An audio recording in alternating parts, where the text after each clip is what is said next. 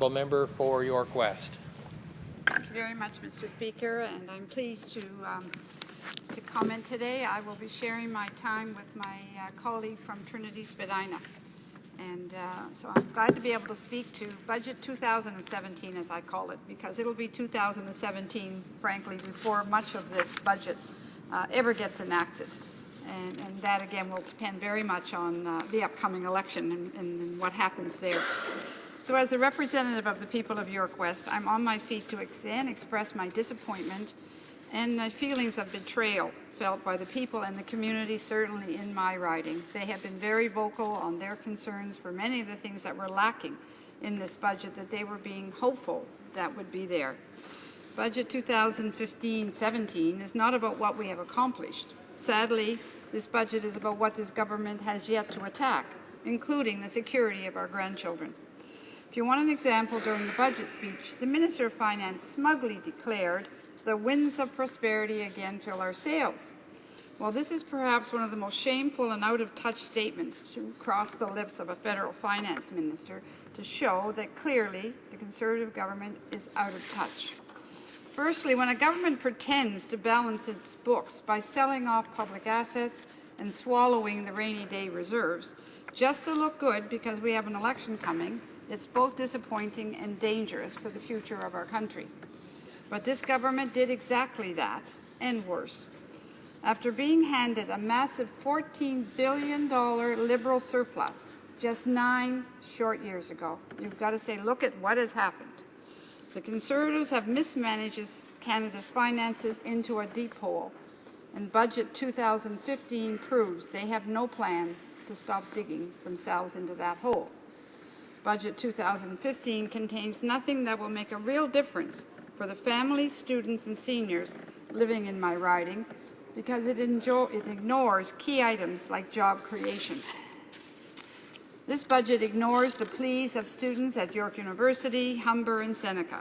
It does nothing to expand the vital community programming offered by groups like Elspeth Haywood Centre, Ephraim's Place, Youth Now on Track, and so on. And it ignores the struggles faced by those living in places like 35 Shoreham and 711 Arletta. These are good people who work hard and deserve better. They deserve a hand up from their government, but they have been ignored by this Prime Minister. Yet again, the Minister is proving that Conservatives are more concerned about prosperity around boardroom tables than the kitchen tables. To me and to those that I am here to serve, it seems clear that this budget was about giving more to those who already have so much, rather than helping those who need it most. Even the Conservative backbench knows that this government has dropped the ball when it comes to real fiscal management. The Conservative backbench is appalled by the Minister's shocking admission that he and the Prime Minister are sticking our grandchildren with a huge bill in an effort to hide the growing holes in the Conservative fiscal strategy. I listened to the budget speech, and I have read the Minister's comments carefully, and I'm astounded that he would pretend that the winds of prosperity again fill our sails. Clearly, the Minister has never worked a shift at West Finch Bakery or at Globe Meats. He has clearly never slept a night at 15 Tobermory or 3001 Finch. Had he done any of these things, he would understand what it's like to worry about your next rent, your grocery bills, or a medical bill.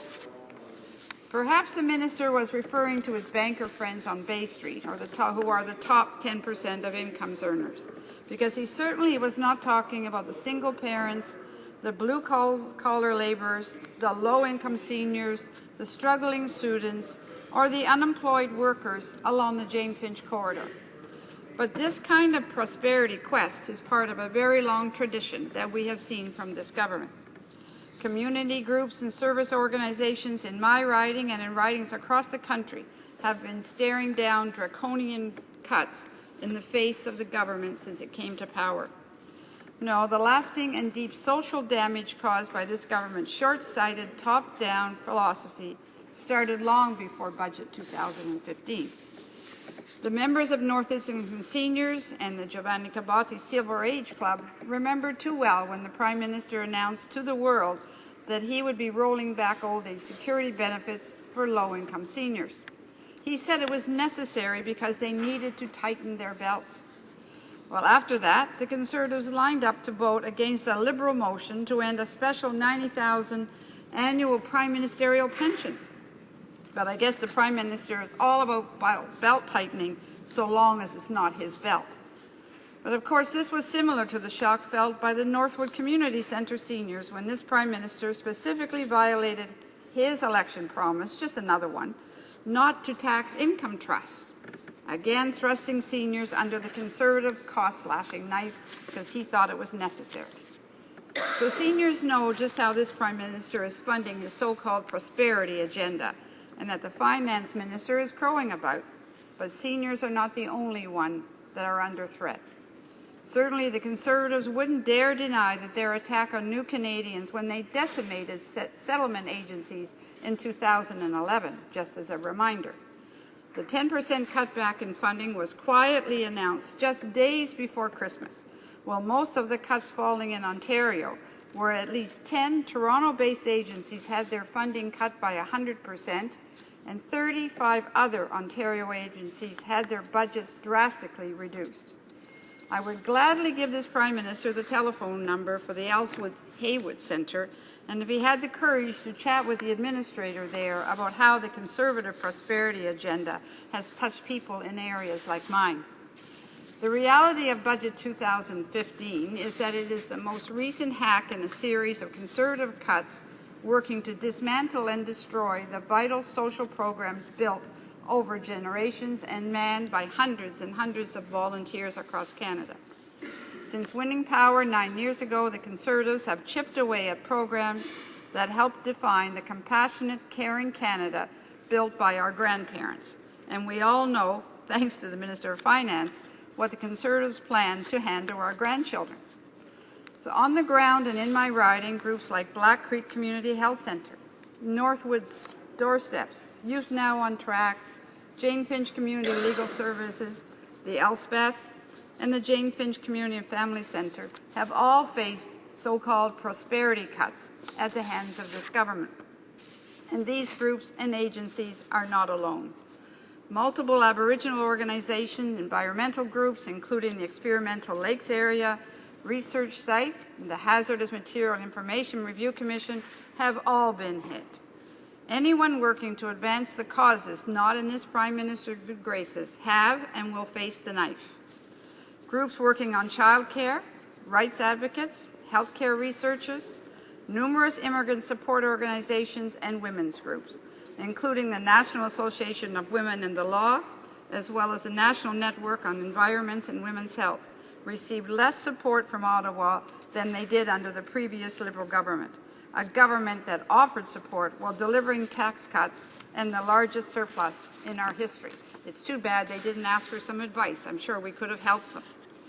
The truth of this budget is the same as every Conservative budget delivered under this mean-spirited and paternalistic eye of this Prime Minister. The budget offered a $2 billion tax break for the wealthiest 13%, while slashing support to the 87% of Canadians who will never see a dime of that money. The budget fails to offer even a glimpse of a plan for job growth, and it ignores the fact that unemployment is now higher than before the recession began. So the minister feels that the winds of prosperity again fuel our sails, but those living in my riding and countless ridings across this country are unfortunately tied to an anchor that Stephen Harper has produced for them. So clearly, Mr. Speaker, I have touched it. Order. If the members of veterans, she can't use the given names of other members, including the Prime Minister in the chamber. Thank you very much, Mr. Speaker. I have completed my comments. Questions and comments?